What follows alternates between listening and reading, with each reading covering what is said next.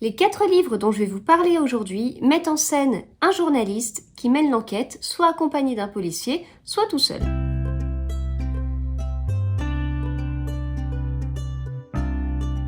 Bonjour à tous, j'espère que vous allez bien. Je suis très contente de vous retrouver dans cette vidéo, d'autant plus qu'on va parler d'un thème que j'aime beaucoup lorsqu'on a un journaliste qui mène l'enquête. C'est quelque chose que j'aime de plus en plus, je trouve ça très fort quand un journaliste mène l'enquête parce que derrière, le journaliste va avoir moins de barrières, va plus oser, va plus creuser que ce qu'un policier s'autoriserait à faire quelque part. En même temps, un journaliste n'a pas les mêmes moyens techniques, technologiques, financiers pour mener aussi bien l'enquête que la police. Mais derrière, c'est peut-être pour cette raison justement qu'un journaliste va s'autoriser à être parfois un peu borderline et ça amène à des enquêtes hyper intéressantes. Je parle vraiment de journalisme, un peu d'investigation et du coup en creusant de cette façon-là, mais en travaillant de façon assez proche d'un enquêteur quand même, enfin en travaillant bien son sujet, en réfléchissant, etc., etc. Eh bien voilà, ça amène à des enquêtes très intéressantes et très puissantes.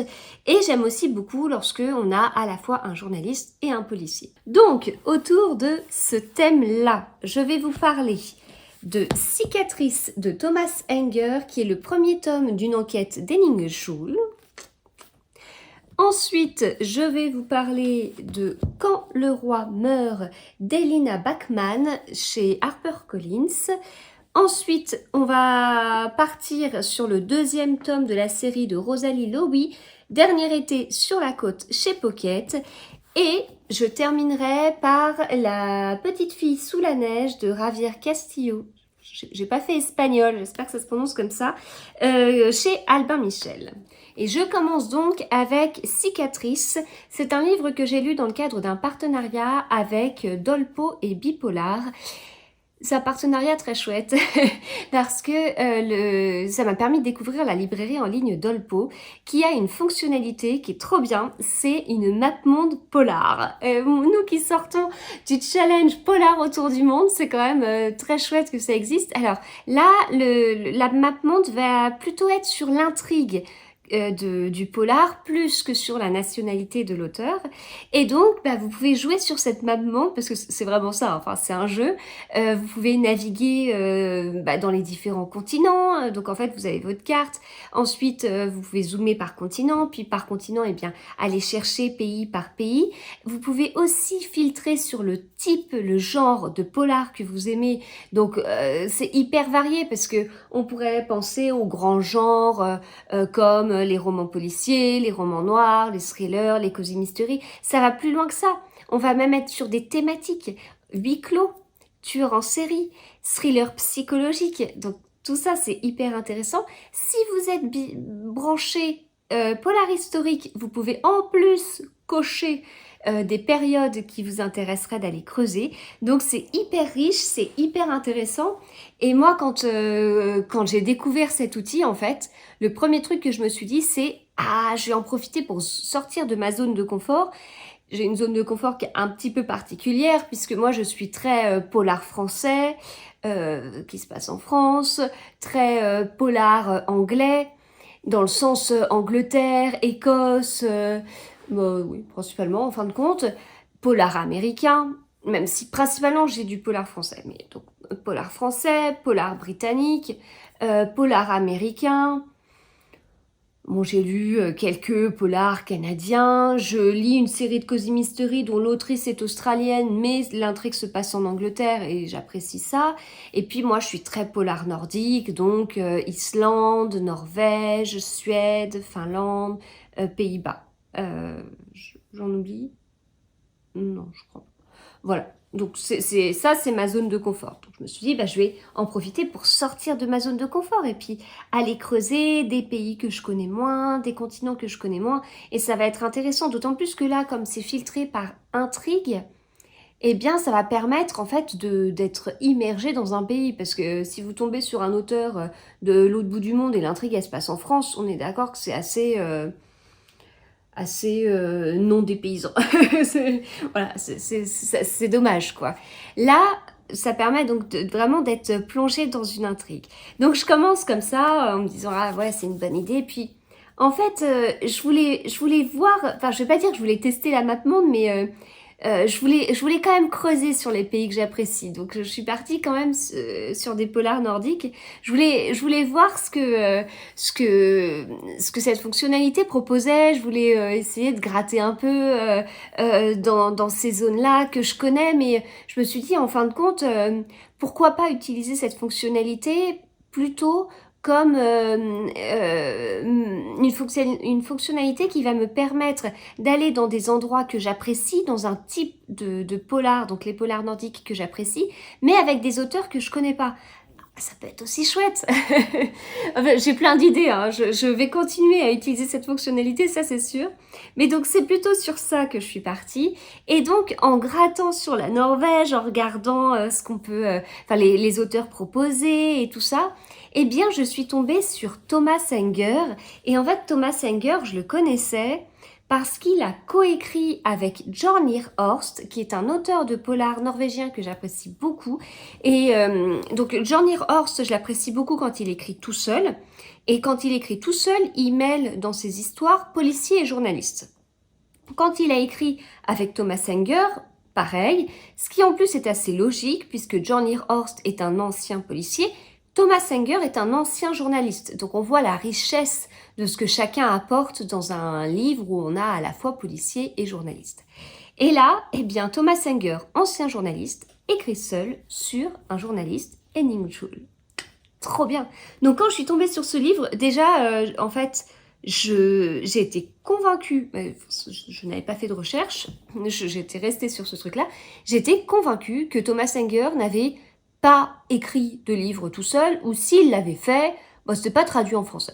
Ça me disait rien, j'avais pas dû creuser. Et donc là, je vous dis, surprise en tombant sur ça, et trop contente en fait. Trop contente parce que c'est un auteur que je voulais découvrir sans le savoir. Enfin, voilà. Et puis, en plus, je sais que Thomas Enger coécrit aussi avec quelqu'un et j'ai hâte de voir ce que ça va donner. Voilà. Donc du coup, tout ça combiné, ça me donnait très hâte de découvrir cette série. Et ça a été hyper positif. J'étais ravie. Parce qu'en fait, quand je vous dis tout ça, ça veut dire que j'ai des attentes en fait. Ça veut dire que je l'ai choisi, je l'ai vraiment choisi. Je l'ai choisi parce que c'est un auteur de polar nordique, parce que ça se passe dans un pays nordique. Et qu'en plus, cet auteur, ça m'intéresse en particulier de creuser. Et c'était très très bien. Donc premier tome d'une série, il n'y en a que 2, c'est sorti chez Brajlon. On va suivre le journaliste donc Henning Juul. Henning Juul en fait, il se remet d'un drame, mais vraiment quelque chose d'horrible qu'il a vécu. Bon, la 4e dit un petit peu trop de l'histoire de ce qu'il a vécu. En fait, on le sait pas tout de suite en fait, c'est pas ça, c'est qu'on sait qu'il y a eu un drame, mais les informations de ce drame nous sont données au compte-gouttes. Alors, la dernière goutte, elle n'est pas à la fin du livre, donc on sait quand même plus de la moitié, moins de la moitié du livre, pardon, on connaît toutes les informations par rapport à ce drame, mais c'est un peu dévoilé petit à petit. Donc on sait pas au départ, on sait pas ce que ce journaliste a vécu. On sait que c'est très compliqué, et que il a vécu un drame, quelque chose d'horrible, et donc il faut s'en remettre émotionnellement et psychologiquement, mais aussi de façon physique, il a aussi des séquelles de ce drame qui se voient. Voilà. Et donc, au bout d'un moment, après ce drame, il retourne travailler. Et je vous avoue que j'ai eu une petite appréhension en me disant, avec ce qu'il a vécu, il va revenir travailler. Il n'avait pas forcément envie, il n'était pas forcément dans cet état d'esprit. Enfin, je vous dis, c'est tellement horrible ce qu'il a vécu. J'avais une petite crainte que ce soit un peu pessimiste, que ce soit un enquêteur, un journaliste qui eh bien, tellement marqué par ça qu'il n'y a plus aucune joie, qu'il n'y a pas, que ce soit un polar très sombre, très déprimant quelque part. Et c'est pas le cas. Parce qu'au final, eh ben, on a Henning Juul qui, je sais pas si ça se prononce comme ça, mais en fait, enfin, c'est pas qu'il se réfugie dans le travail, parce qu'il y a eu quand même une pause, une longue pause entre le drame et le fait qu'il reprenne. Mais quand il y va, est-ce qu'il est vraiment prêt? Je suis pas sûre. Mais quand il y va, eh bien, c'est comme si il commençait à revivre. Alors, je pense que ça s'explique par plein de choses. Enfin, déjà, il était passionné par son travail. Il va retrouver ses automatismes de sa vie d'avant, même si sa vie est totalement chamboulée. Enfin là, sa vie, oui, est vraiment, enfin, je vous le dirai pas, mais vraiment le drame qu'il a vécu, c'est tellement horrible. Donc on peut pas dire qu'il revivra comme avant. Mais ça lui permet quand même de retrouver un semblant de normalité dans sa vie qui est totalement détruite. Ça permet presque de retrouver une sorte de routine, entre guillemets, enfin au moins des automatismes qui peuvent certainement être un peu rassurants. Et voilà, du coup, il y va bah, ça va lui changer les idées, entre guillemets. Et derrière, ouais, il se lance à fond. Et ça m'a beaucoup plu, en fait. Parce qu'en fait, c'est un bosseur et qu'il n'est pas là en train de traîner des pieds et à se lamenter en permanence sur son sort. Non, il a vécu un truc horrible. Derrière, il y a des conséquences. Le fait de retourner au travail va même un peu euh, le mettre en difficulté sur certaines choses parce que suite à ce drame, il s'est séparé de sa femme et qu'il revoit, qui travaillait dans le même milieu. Donc c'est compliqué, voilà. Et donc, eh bien, le sujet qu'il a, eh bien, c'est un meurtre, le meurtre d'une étudiante, et donc en tant que journaliste, eh bien, il va creuser le sujet euh, jusqu'à arriver à un dénouement, voilà. Mais c'est vraiment intéressant parce que là, c'est vraiment une enquête menée par un journaliste.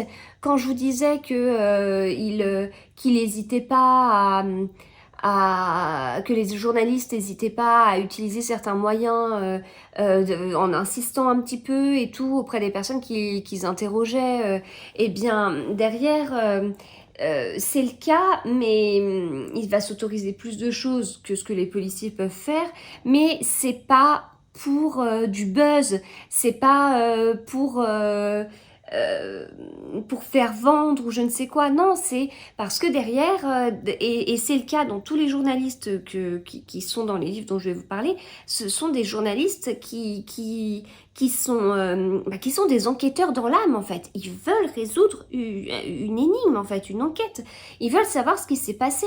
Et il y a un côté qui est peut-être plus humain puisqu'il y a beaucoup d'empathie avec les victimes, chose qu'un policier peut pas faire en interrogatoire, sauf si c'est une technique, etc. Mais là, bon, après, je pense qu'un journaliste, montrer de l'empathie lors d'un interrogatoire, c'est également une sorte de technique pour avoir des informations, mais c'est pas pour avoir des informations et faire la une avec une phrase qui est choquante, en fait, c'est pas ça. Donc c'était vraiment intéressant, avec en plus des rebondissements, des choses très difficiles. À un moment, en menant comme ça son enquête, il se met vraiment en danger.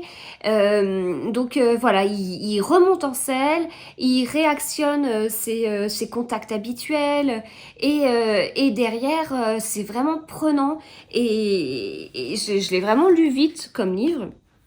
Alors juste pour information, c'est un livre qui est écrit petit, hein. Donc les pages, elles sont vraiment bien remplies. Voilà, c'est une page de dialogue. Vous rendez pas compte, mais sinon, voilà, c'est plutôt, ça paraît assez rempli au niveau des pages. Et on a 430 pages. Donc en fait, En fait, c'est un peu plus par rapport à des livres qui sont plus aérés. Mais ça se dévore, hein, ça se dévore. Quand on est dedans, c'est difficile de s'en sortir, hein, enfin de sortir de cette lecture. C'est un vrai page-turner. Enfin, voilà, vraiment une super chouette découverte. Je suis ravie. Je suis très très contente de l'avoir découvert seule et j'ai vraiment envie de lire le second tome. Je poursuis avec Quand le roi meurt d'Elina Bachman chez HarperCollins. C'est un livre qui est sorti au printemps. Moi j'aime beaucoup la façon dont les HarperCollins sont mises en page. Alors c'est pareil, c'est assez dense, mais j'aime bien leur papier et leur écriture. Je savais pas trop à quoi m'attendre, on est sur un polar finlandais. On a eu un polar norvégien, un polar finlandais, après vous aurez un polar français, puis un polar espagnol. Mais l'intrigue du polar espagnol, c'est pas l'Espagne. Voilà. Mais le reste, ça se passe dans les pays dont on parle. Polar finlandais, pour moi, c'est à part dans les polars nordiques, c'est vraiment particulier. Ça se voit même au niveau des prénoms qui sont différents. Alors, j'aurais du mal comme ça à vous dire les caractéristiques des prénoms de chaque pays nordique, mais les sonorités, les lettres et tout, je trouve que c'est assez différent en fait. C'est encore plus dépaysant quelque part. Donc les polars finlandais, c'est pas forcément les polars vers lesquels je vais aller en premier. J'ai tendance à dire j'aime les polars nordiques et les polars finlandais, je sais jamais si je les mets trop. Ça va dépendre du dernier polar finlandais que j'ai lu, si ça m'a plu ou pas. Alors là, en l'occurrence, ça m'a énormément plu. Donc les polars finlandais, je vais les mettre dans les polars nordiques. Mais c'est vraiment, je vous dis, ça dépend. Alors, ce livre fait plus de 500 pages. Pareil, je l'ai dévoré.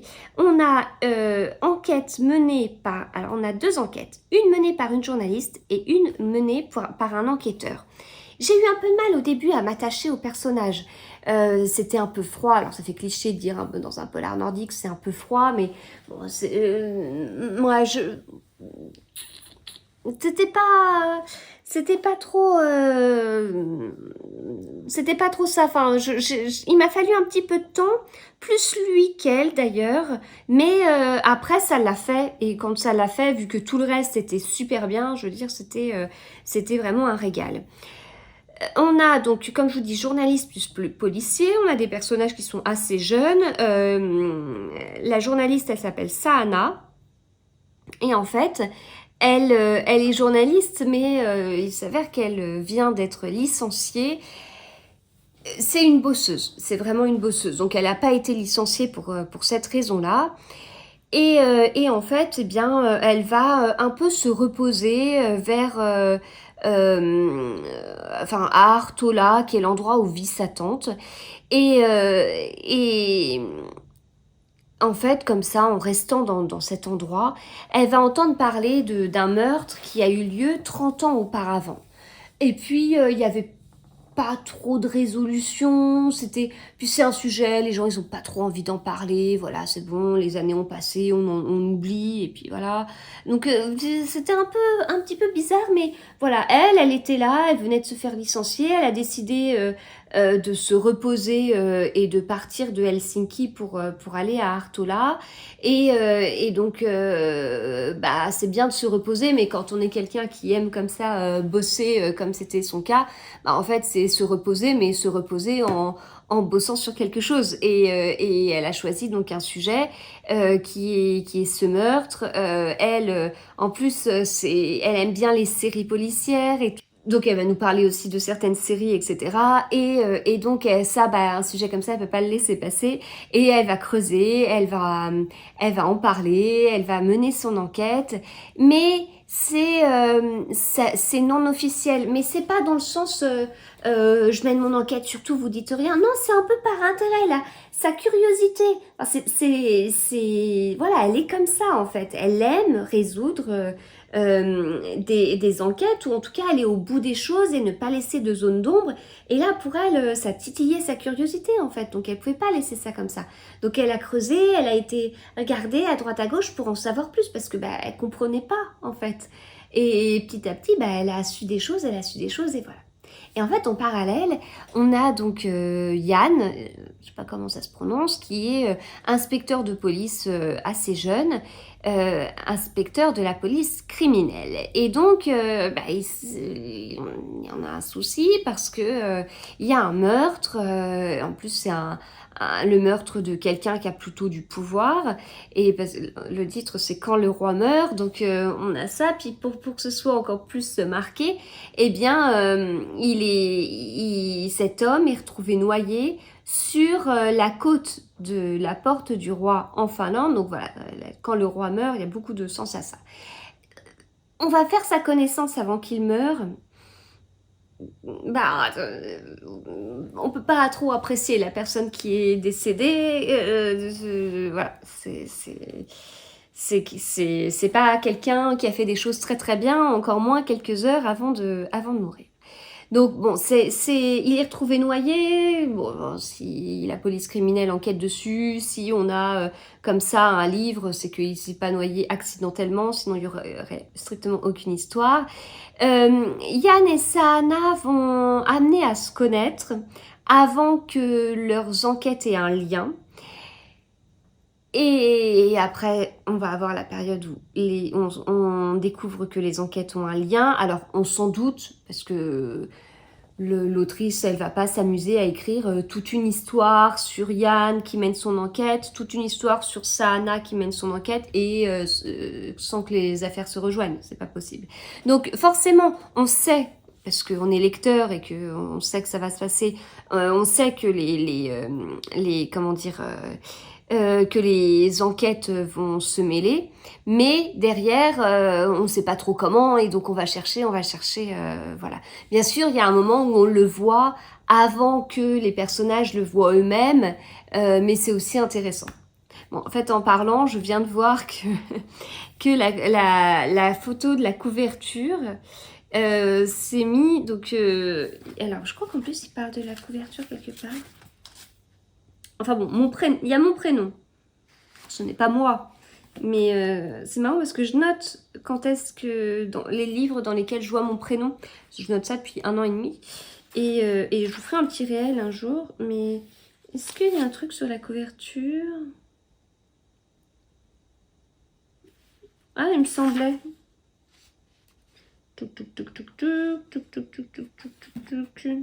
Bon, bref. En tout cas, ce qui est écrit, c'est ça.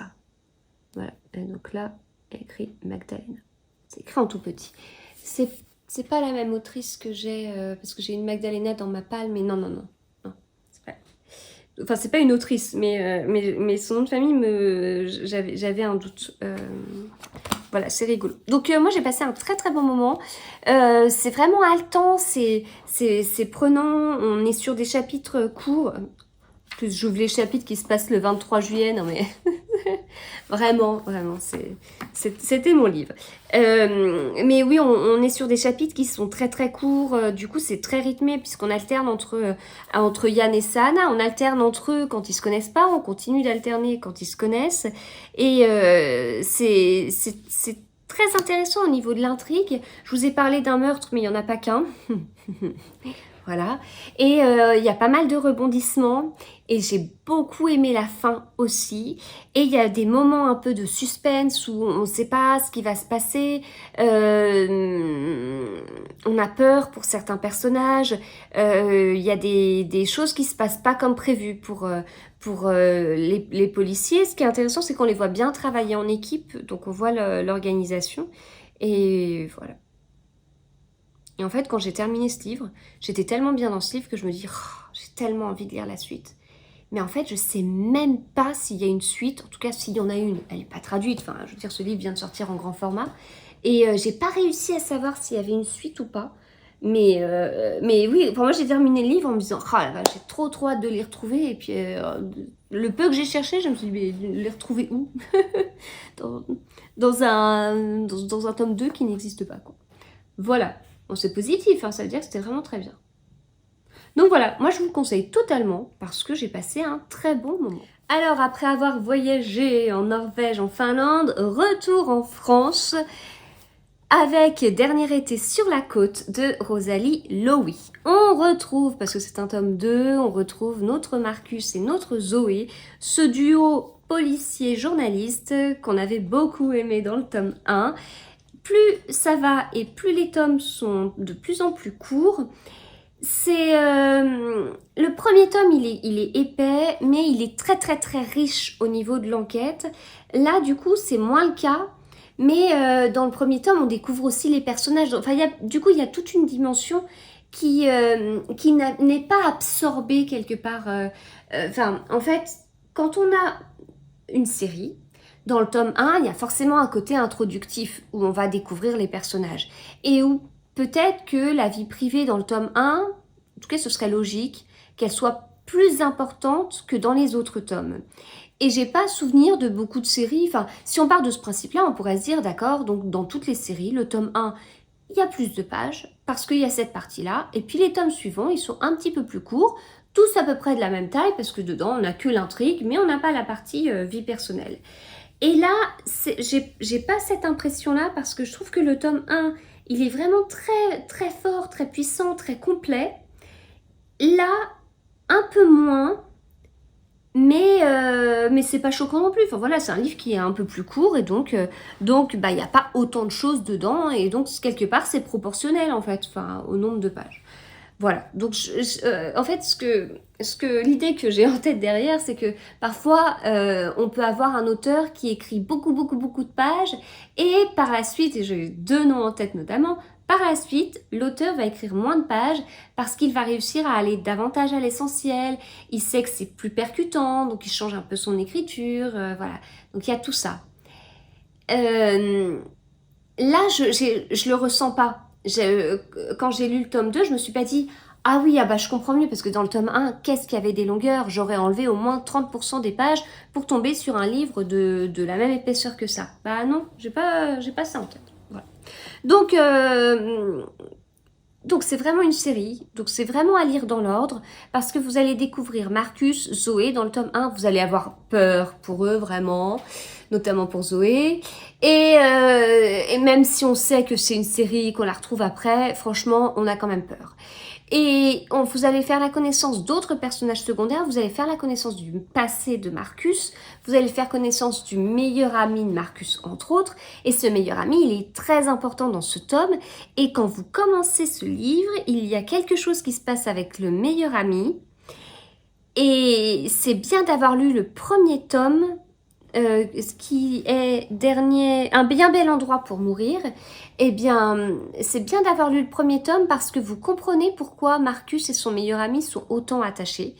Et puis, bah voilà, enfin, après, vous y allez et puis c'est bon. Mais vu ce qui se passe au début de ce tome, c'est vraiment bien de les lire dans l'ordre. Je trouve que la psychologie des personnages, elle est super bien travaillée. C'est vraiment l'un des points forts de l'autrice. Ça nous permet de comprendre ces personnages parce qu'on pourrait juste nous dire, bah voilà, dans ce livre, Marcus a tel ou tel passé, il a vécu ce drame et point. Ouais, mais non, là, c'est plus que ça en fait. On sait ce qui a été vécu, on sait comment, eh bien, il a réagi, comment il l'a vécu, enfin on a toutes les faiblesses, toutes les forces et toutes les faiblesses. Enfin, les personnages sont mis à nu et du coup, nous, ça nous permet de les comprendre totalement et de comprendre leurs réactions et même parfois de les anticiper. À la fin, à la fin de la trilogie, j'étais habituée à aller voir ces personnages. Donc, il y a des scènes où, vu comment ils fonctionnent, on se doute de comment ils vont réagir. Voilà. Je suis en train de regarder mes petites notes. Oui, ce que je peux vous dire aussi, c'est que c'est une vraie série policière. Donc vous avez des enquêteurs, vous avez une équipe qui a été un peu secouée par le tome 1 et qui va essayer de se reconstruire et de repartir de l'avant dans le tome 2. C'est quelque chose que j'aime bien quand on a plusieurs enquêteurs comme ça, même si on en a un qui se distingue, qui se voit davantage avec Marcus, eh bien les autres enquêteurs ont leur place et voilà, ils sont importants, on les voit évoluer, de la même façon on les connaît, donc on sait comment ils vont réagir, on sait quelles sont leurs limites aussi par rapport à certaines choses. Enfin, voilà, c'est très très riche et j'ai beaucoup aimé. Enfin voilà, moi c'est cette série, je l'ai découverte sur le mois d'août et c'était une très chouette découverte. Et puis je vais terminer avec ce livre qui a eu un succès de folie. Ça c'est la version grand format, mais sachez que depuis il est sorti en poche avec je crois la couverture de la série Netflix. C'est un polar espagnol, mais ce polar espagnol se passe aux États-Unis, donc c'est encore plus dépaysant. Il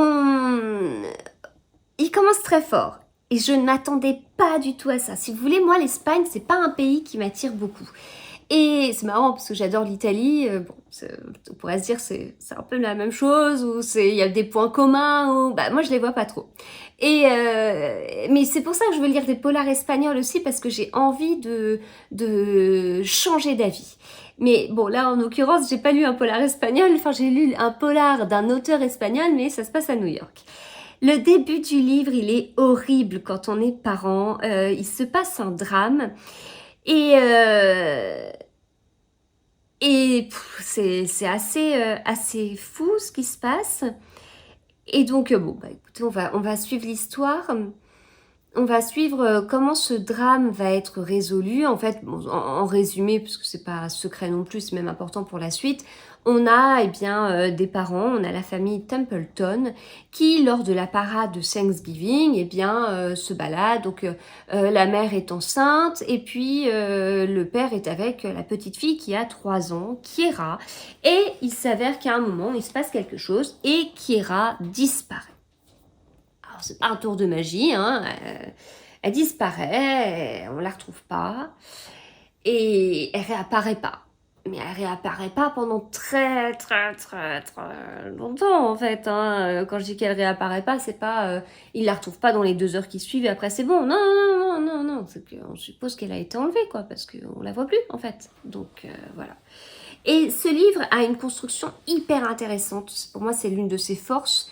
C'est qu'on enchaîne avec des chapitres courts sur des temporalités qui n'ont rien à voir et dans un ordre totalement aléatoire quelque part. Et c'est hyper fort parce que en fait, ça peut être un peu déroutant au début. Parce qu'en fait, vous êtes là, vous commencez à une certaine date, l'enlèvement il se commence en 98, et puis après vous allez... attendez, je vais prendre le livre pour que ce soit plus précis, mais ce que je vous dis, donc là on commence le livre, on est à New York le 26 novembre 1998. Et puis ensuite on suit Myrène Triggs qui est journaliste en 1998. À nouveau New York, 98, le chapitre 4, 27 novembre 2003, 5 ans après la disparition de Kiera. Et puis ensuite, au chapitre 5, on retourne en 98, le chapitre 6, on est en 98, donc là on a un appel, chapitre 7, on est en 2003, à nouveau, chapitre 8, 98, chapitre 9, 98, chapitre 10, 2003, chapitre 11, 97, un an avant la disparition. Puis 98, 2003 à nouveau, 98, 97. Et en fait, au bout d'un moment, 98, j'arrive pas à le trouver, mais voilà, 2010, 12 ans après la disparition de Kiera. Et en fait, voilà, ça va... Bon, là, ce que je vous dis, ça se passe aux pages 100 et quelques, donc je vais pas tout vous dévoiler, mais voilà, en fait, on est... Et quand on est... Donc là, je vous dis, on est quand même pas mal en 98. Ouais, mais en 98, on va suivre à la fois la fameuse famille Templeton qui vit ce drame, et on suit une journaliste donc qui s'appelle Myrène, et en 98, elle est étudiante en journalisme. Et elle s'intéresse à l'affaire. Parce qu'en plus, elle a des devoirs de journalisme, etc. Et qu'elle a tous ses camarades de classe qui partent tête baissée sur un sujet hyper facile et tout. Et puis elle a... Donc, ce qui assure pour tout le monde une bonne note, mais elle voulait pas ça. C'est pas ce qui la branchait. Elle a voulu partir sur un sujet qui aurait pu être un peu un sujet pour se casser la figure, vraiment. Mais c'est ça qui la passionnait, en fait. C'est sur ça qu'elle voulait travailler. Donc, elle travaillait sur ça. En fait, elle a travaillé sur ça en 98, puis elle a travaillé sur ça plusieurs années après. Et donc, elle qui était étudiante en journaliste, elle a évolué. Et donc, elle a travaillé à certains endroits. Et donc, elle a écrit certains papiers marquants. Donc, elle est considérée un petit peu comme la spécialiste de l'affaire. Bon, là, vous verrez en quoi... Enfin, on arrive à des moments qui sont hyper intéressants. Et du coup, elle s'intéresse à l'affaire, mais bon, c'est un peu une obsession. Mais elle reste quand même assez maîtresse d'elle-même et c'est un peu de l'obsession mais sans aller vers de la folie non plus, voilà. Donc moi j'ai beaucoup aimé parce que je m'attendais pas à ça, je m'attendais pas à ce que ça se passe aux États-Unis, je m'attendais pas à ce que il y a presque un style justement plus américain, c'est hyper rythmé, c'est hyper cinématographique, je comprends que ça en soit devenu une série, ça se voit quoi, enfin que ça peut être prenant de cette façon-là. C'est un tome 1, le tome 2 sort bientôt dans quelques jours, mais je ne l'ai pas encore lu, mais il faut, parce que j'ai trop hâte, Le jeu de l'âme. À noter que le premier tome a été traduit par l'auteur Romain Puertolas, tandis que le 2 a été traduit par un autre auteur, Santiago Artoski. Et donc, de ce que je comprends, si je lis en diagonale, on va être en 2011 et on va retrouver Myrène Triggs. Voilà. Est-ce qu'on a pareil des sauts dans le temps? 2011, 3 jours plus tôt... 2011, 3 jours plus tôt, 3 jours plus tôt, 26 avril 2011, ça c'est le jour J, bon, on verra. On verra, mais j'ai très très hâte. Vraiment, c'est une super chouette découverte. J'avais entendu beaucoup de positifs, mais je vous dis, c'était le côté de... Ouais, c'est positif, un auteur espagnol, sérieusement. Ouais, mais l'intrigue, elle se passe pas en Espagne, et puis c'est... Non, c'est trop bien, c'est trop bien. C'est vraiment très très... Très chouette, on a tout, on a du rythme, on a des rebondissements, l'intrigue elle tient la route, il y a du suspense en fin de chapitre, c'est déjà bien page-turner, je dis en plus il y a ça, c'est encore plus page-turner, et puis le dénouement il était très très bien, il y a même des dénouements sur plusieurs sujets. Voilà, donc bah écoutez, si vous faites partie comme moi des dernières personnes qui n'ont pas encore lu ce livre, allez-y, allez-y. Il y a même une petite phrase de Joël Dicker, le nouveau phénomène littéraire, et ben ouais, je suis d'accord en fait. Voilà. Eh bien, je vais m'arrêter là. J'espère que cette vidéo vous a plu. Si c'est le cas, n'hésitez pas à me le dire, pardon. Et puis à me dire si déjà le sujet des journalistes qui mènent l'enquête vous intéresse. Comme moi.